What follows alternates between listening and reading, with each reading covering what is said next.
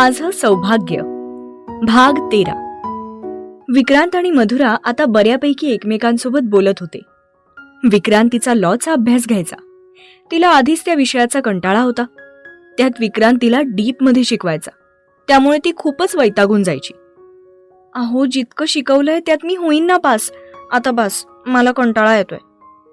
बच्चा, असं कसं चालेल? नको ना प्लीज. मस्त हवा सुटलीये. मला तर आईस्क्रीम खाऊ वाटतंय. मी आणि प्राजू ना नेहमी रात्रीचा आईस्क्रीम खायचो. रात्री थंड खाऊ नये बच्चा. अहो, मी काय लहान आहे का? असं सांगताय जसं काय मी 5 वर्षांची मुलगी आहे. बच्चा, थंड खाऊ नये, दात ठणकतात, हो की नाही? ती त्याची ऍक्टिंग करत म्हटली.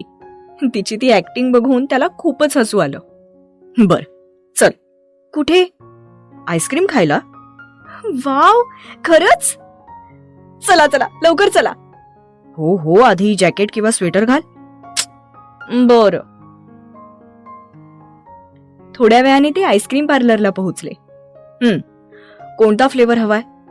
मला sizzling brownie with vanilla ice cream with hot chocolate. Wow, my favourite बच्चा. हो, मला माहिती आहे ते. अच्छा, मग तू म्हणून तर हे ऑर्डर करत नाहीयेस ना? तुला जे आवडेल ते सांग ना तू. नाही, मला पण हेच खूप आवडतं. दोघं मस्तपैकी ब्राउनी एन्जॉय करतात. तो कमी खात होता, पण तिला जास्त भरवायचा. अहो, मी खाईन ना माझ्या हाताने. मी आहे ना. मग कशाला तुझ्या नाजूक हाताला कष्ट देतेस? एन्जॉय. ठीक आहे, ती लाजून म्हणते. मधुराला तिच्या असाइनमेंट्स पूर्ण करायच्या होत्या, म्हणून सगळं उचलून ती बाहेर जायला निघाली. मधू, कुठे चाललीयस? अहो, मला खूप लिखाण करायचंय आणि तुम्हाला लाईटनी झोप येत नाही ना, म्हणून मी बाहेर चाललीय. तसं त्याला क्लिक होतं की त्यानेच एकदा तिला रूमच्या बाहेर पाठवलं होतं, पण आता तिच्याशिवाय त्याला करमत नव्हतं. रूममध्ये अगदी एकटेपणा जाणवायचा. हो, पण आता ठीक आहे ना, मी करेन ऍडजस्ट. नाही झोप आली तर मी डोळ्यावर पट्टी बांधेन. बघा, म्हणजे परत तुम्हाला काही प्रॉब्लेम? तिने अडखळत विचारलं. काही प्रॉब्लेम होणार नाही. लिही तू असाइनमेंट बिनधास्त. तशी ती सोफ्यावर बसून सगळं लिहित होती. मध्यरात्री कधीतरी ती तशीच झोपून गेली. त्याला पहाटे जाग आली तर ती तशीच चष्मा घालून बुक्स हातात घेऊन झोपली होती. किती इनोसंट होतं तिचं ते रूप. त्याने तिचा चष्मा काढून बुक्स नीट ठेवून दिले. दुसऱ्या दिवशी त्याने त्याचा स्टडी टेबल काढून स्वतःच्या रूममध्ये शिफ्ट केला. मधुरा असाइनमेंट सबमिट करून आली. संध्याकाळी जेवणाच्या टेबलवर, आई, मी काय म्हणतोय, मधुरा हे रोज साडी घालण्यापेक्षा टी शर्ट आणि नाईट पॅन्ट घालू शकते ना? म्हणजे मी ऑब्झर्व केलंय की ती तेवढी कम्फर्टेबल नसते साडीत, आणि त्या चुडीदारची ओढणी पण खूप सांभाळावी लागते ना. मधुरा आ वासून त्याच्याकडे आणि आईकडे पाहत होती. आईच्या चेहऱ्यावरची रिॲक्शन बघून तिने मोठा आवंढा गिळला. काय दुर्बुद्धी सुचली यांना. आई काय विचार करत असतील मी सांगितलं म्हणून. देवा, तूच आता वालीयेस माझा, वाचव रे मला यातून, असं म्हणून ती देवाचा धावा करत होती. आणि आई, कसं आहे, साडीपेक्षा पॅन्ट आणि टी शर्ट मध्ये पूर्ण शरीर कव्हर होतं ना. अहो, गप्प बसा प्लीज, ती मनातूनच त्याला ओरडून सांगत होती. विक्रांत अजून काही बोलणार तसं त्याचं लक्ष तिच्याकडे गेलं. ती डोळ्यांनी त्याला गप्प बसा असं सांगत होती. झालं तुझं? आता मी काही बोलू विक्की? बघ, म्हणजे मी काही इतक्या पुरातन काळातली विचार करणारी नाहीये. मला काही हरकत नाही तिने तसले कपडे घातले तर, पण फुकटचं अंग प्रदर्शन नकोय मला. ती आपल्या घराची सून आहे. तिला आपल्या घराण्याच्या मान मर्यादेचं पालन केलं पाहिजे. घरात बाहेरचं कोणी नसेल तर तिने ते कपडे, काय ते पॅन्ट का काय म्हणतोस ते घालू दे, नाहीतर ते कुर्ती आणि लेगिन्स पण ती घालू शकते, आई म्हणाली. मलाही असंच वाटतंय. छान दिसेल तिला. अंगकाठी पण बारीक आहे तिची, त्यामुळे, बाबा म्हटले. मधुरा तर शॉक होऊन सगळ्यांकडे पाहतच होती. जा मग विकी, तू तिच्यासाठी शॉपिंग करून ये, नाहीतर तुम्ही दोघंच जा ना, हो की नाही मधुरा? आई म्हटल्या. हे ऐकून तर मधुराला जोराचा ठसकाच लागला. आईने इतक्या लवकर सगळं ऍक्सेप्ट केलं यावर तिचा विश्वासच बसत नव्हता.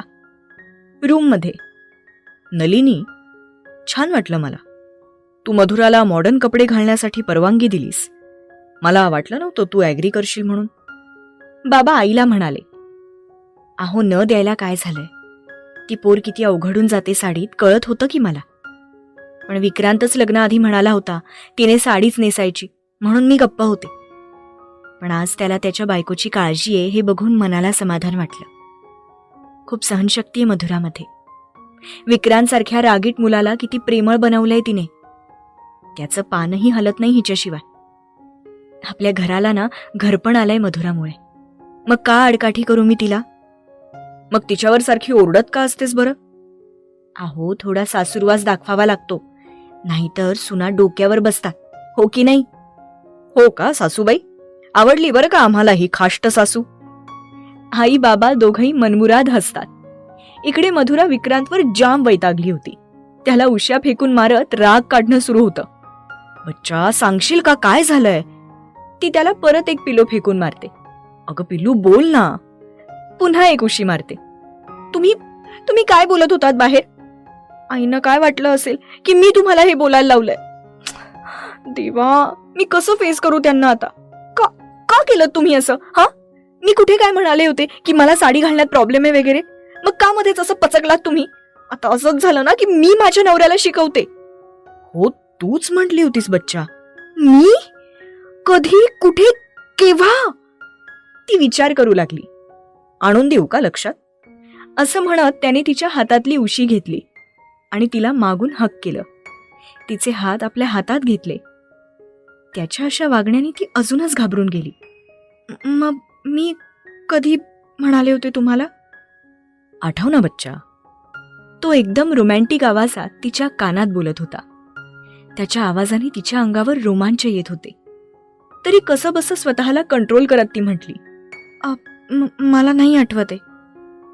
तूच तर गावाला म्हणाली होतीस ना, हे साडीचं सोंग घालून तुला सगळं काम करताना त्रास होत होते, म्हणून म्हटलं माझ्या बायकोचा हा त्रास कमी करावा. त्याचे गरम श्वास तिच्या मानेला जाणवत होते. हो पण असं योग्य नाही दिसत हो.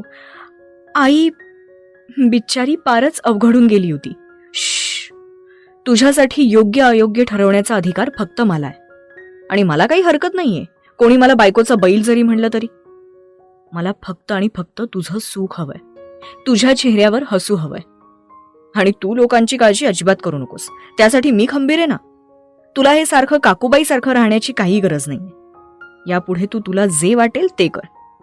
मी असेन नेहमी तुझ्यासोबत. मला माहितीये मधू, तुला दिलेल्या सूटचा तू गैरवापर कधीच करणार नाहीस. फक्त एक गोष्ट आहे जी फक्त मला विचारून करायची. इनफॅक्ट त्याला काहीच करायचं नाही. कोणती गोष्ट? तुझे हे रेशमी केस हे कधीच कापायचे नाही, नाहीतर मी खूप ओरडे ना तुझ्यावर. मला तुझे हे लांब केस खूप आवडतात. तो एका हाताने तिच्या केसांशी खेळत होता. त्याच्या स्पर्शाने ती मोहरून जात होती. तिच्या अंगावर शहारे येत होते. विक्रांत तिला स्वतःजवळ ओढत होता. तिच्या मानेला किस करत होता. तिलाही त्याचा सहवास हवा हवासा वाटत होता. पण अजून नवरा बायकोच्या नात्यासाठी ती पूर्णपणे तयार नव्हती. अहो, कशी तरी हिंमत गोळा करून ती त्याला म्हटली, बोल. तो अजूनही तिच्या केसांशी खेळत होता आणि तिच्या मानेवर किस करत होता. मला बोल ना बच्चा. बच्चा, I love you. I am madly in love with you and everyone knows it.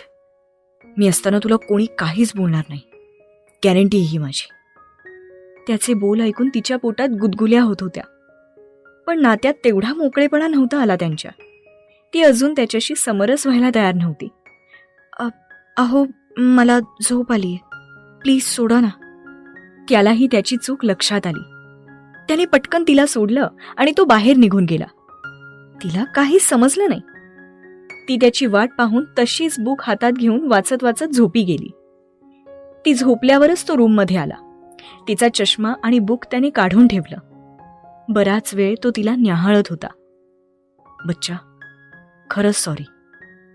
मला माहितीये तू आपल्या नात्यासाठी तयार नाहीयेस, पण मी नाही कंट्रोल करू शकत माझ्या फिलिंग्स. खूप उत्सुक आहे मी तुझ्या तोंडून माझ्यासाठी प्रेमाचे बोल ऐकण्यासाठी, पण मी करेन स्वतःला कंट्रोल. तू घे तुझा वेळ, जितका तुला हवाय तितका. खरंच खूप सहन केलंयस तू आधी. आता नाही. आता तुझ्या आयुष्यात फक्त सुख असेल आणि खूप सारे सरप्राइजेस असतील. I love you my lifeline. तो तिच्या डोक्यावर किस करून बाजूला झोपून जातो.